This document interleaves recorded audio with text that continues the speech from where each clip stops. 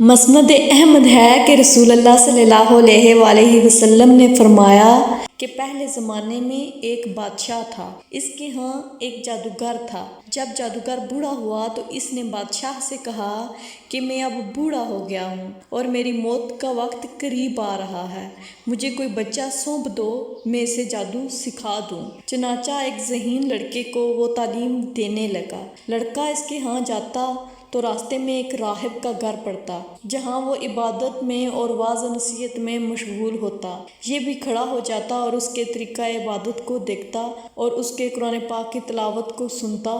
آتے جاتے یہاں رک جایا کرتا تھا۔ جادوگر بھی مارتا اور باپ بھی، کیونکہ وہ باپ کے پاس بھی دیر سے پہنچتا اور جادوگر کے پاس بھی دیر سے آتا۔ ایک دن بچے نے راہب کے سامنے یہ شکایت پیش کی تو راہب نے کہا، جب جادوگر تم سے پوچھے کہ کیوں دیر ہو گئی تو کہنا کہ گھر والوں نے روک لیا تھا، اور جب گھر والے پکڑیں تو کہنا کہ جادوگر نے روک لیا تھا۔ یوں ہی ایک زمانہ گزر گیا کہ ایک طرف تو وہ جادو سیکھتا تھا اور دوسری طرف کلام اللہ اور دین اللہ سیکھتا تھا۔ ایک دن یہ دیکھتا ہے کہ راستے میں ایک زبردست ہیبت ناک سانپ پڑا ہے، جس نے لوگوں کی آمد و رفت بند کر رکھی ہے۔ ادھر والے ادھر والے سب رکے ہوئے ہیں اور لوگ بہت پریشان ہیں۔ اس نے اپنے دل میں سوچا کہ آج موقع ہے کہ میں امتحان لوں کہ راہب کا دین اللہ کو پسند ہے کہ جادوگر کا۔ اس نے ایک پتھر اٹھا کر یہ کہہ کر اس پر پھینکا کہ اے اللہ، اگر تیرے نزدیک راہب کا دین جادوگر کی تعلیم سے زیادہ محبوب ہے تو اس جانور کو اس پتھر سے ہلاک کر دے، تاکہ لوگوں کو اس بلا سے نجات مل جائے۔ پتھر لگتے ہی وہ جانور ہلاک ہو گیا اور لوگوں کا آنا جانا شروع ہو گیا۔ اور پھر لڑکے نے جا کر راہب کو خبر دی۔ اس نے کہا، پیارے بچے، آج کے دن تو مجھ سے افضل ہے، اب اللہ کی طرف سے تیری آزمائش ہوگی، اگر ایسا ہوا تو لوگوں کو میری خبر نہ کرنا۔ اب اس بچے کے پاس حاجت مند لوگوں کا آنا جانا لگ گیا۔ اس کی دعا سے بیمار لوگ ٹھیک ہونے لگے اور ہر قسم کی بیماری دور ہونے لگی۔ بادشاہ کے ایک نابینا وزیر کے کان میں یہ بات پڑی تو وہ بڑے تحفے تحائف لے کر حاضر ہوا اور کہنے لگا، مجھے شفا دے دو تو یہ سب کچھ تجھے دے دوں گا۔ اس نے کہا کہ شفا میرے ہاتھ میں نہیں، میں تو کسی کو شفا دے ہی نہیں سکتا۔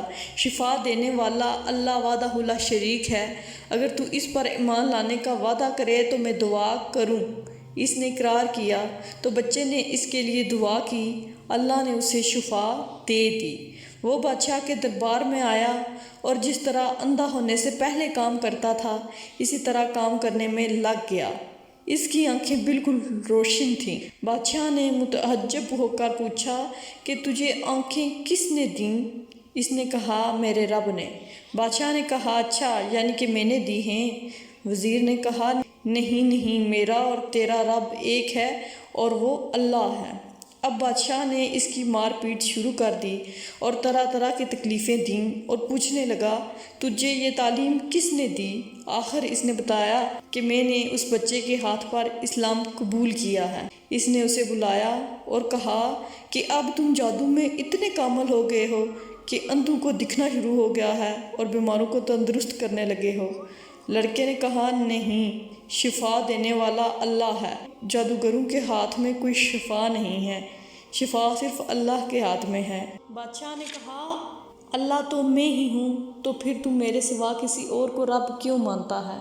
تو اس نے کہا کہ میرا رب اللہ ہے۔ بادشاہ نے اب اس بچے کو طرح طرح کی سزائیں دینا شروع کر دی، یہاں تک کہ راہب کا پتہ لگا لیا گیا اور راہب کو بلا کر کہا کہ اسلام کو چھوڑ دے۔ اس نے انکار کیا تو بادشاہ نے اسے آرے سے چروا دیا۔ پھر اس نوجوان سے کہا، تو بھی دین اسلام سے پھر جا۔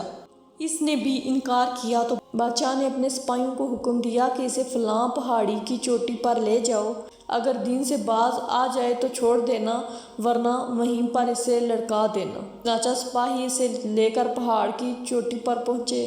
جب اسے دھکا دینا چاہا تو اس نے اللہ سے دعا کی کہ اے اللہ، جس طرح تو چاہے مجھے اس سے نجات دے۔ اس دعا کے ساتھ ہی پہاڑ ہلا اور سب کے سب سپاہی نیچے گر گئے اور صرف وہی بچہ باقی بچا۔ وہاں سے بادشاہ کے پاس گیا۔ بادشاہ نے کہا یہ کیا ہوا، میرے سپاہی کدھر ہیں؟ بچے نے کہا اللہ نے مجھے بچا لیا اور وہ سب سپاہی ہلاک ہو گئے ہیں۔ بادشاہ نے اپنے دوسرے سپاہیوں کو حکم دیا کہ اسے کشتی میں بٹھا کر لے جاؤ اور سمندر میں پھینک آؤ۔ اسے لے گئے اور بیچ سمندر کے پہنچ کر اسے پھینکنا چاہا تو پھر وہی دعا کی کہ اے اللہ جس طرح تو چاہے مجھے ان سے بچا۔ دعا کے ساتھ ہی موج اٹھی اور سارے کے سارے سپاہی سمندر میں ڈوب گئے، صرف وہی بچہ باقی بچا رہ گیا، باقی سب کے سب ڈوب گئے۔ پھر وہ بادشاہ کے پاس آیا اور کہنے لگا میرے رب نے مجھے بچا لیا، اور اے بادشاہ تو چاہے کتنی تدبیریں بھی کر لے تو مجھے ہلاک نہیں کر سکتا، صرف ایک صورت ہے، جس طرح میں کہوں اگر تو اس طرح کرے تو میری جان نکل سکتی ہے۔ اس بچے نے کہا کہ تمام لوگوں کو ایک میدان میں اکٹھا کرو اور پھر کھجور کے تنے پر مجھے سولی چڑھا اور میرے تیر کو میری کمان پر چڑھا اور بسم اللہ رب ھذا الغلام یعنی اللہ کے نام سے جو اس بچے کا رب ہے پڑھ کے تیر چلا، جب تیر پھینکے گا تو وہ مجھے لگے گا تو اس طرح میں مر جاؤں گا۔ بادشاہ نے یہی تدبیر اختیار کی۔ یہ سب کچھ دیکھ کر چاروں طرف سے آوازیں بلند ہونے لگیں کہ ہم اس بچے کے رب پر ایمان لائے۔ یہ حال دیکھ کر بادشاہ کے ساتھی بڑے حیران ہوئے اور کہنے لگے کہ ہم تو اس بچے کی ترکیب کو سمجھ ہی نہیں سکے، دیکھیے اس کا اثر کیا پڑا، سب لوگ دین اسلام میں داخل ہو گئے ہیں۔ ہم نے تو اسے اس لیے قتل کیا تھا کہ کہیں اس کا مذہب پھیل نہ جائے، لیکن جو ڈر تھا سامنے آ ہی گیا اور سب مسلمان ہو گئے۔ بادشاہ نے کہا اچھا یہ کرو کہ تمام محلوں اور راستوں میں خندقیں کھدواؤ اور ان میں لکڑیاں بھرو اور آگ لگا دو، جو اس دین سے پھر جائے چھوڑ دو اور دوسروں کو اس میں پھینک دو۔ مسلمانوں نے صبر شکیب اور سہارے کے ساتھ آگ میں جلنا منظور کیا اور اس میں کودنے لگے۔ البتہ ایک عورت جس کی گود میں دودھ پیتا چھوٹا سا بچہ تھا تھوڑی سی جھجکی تو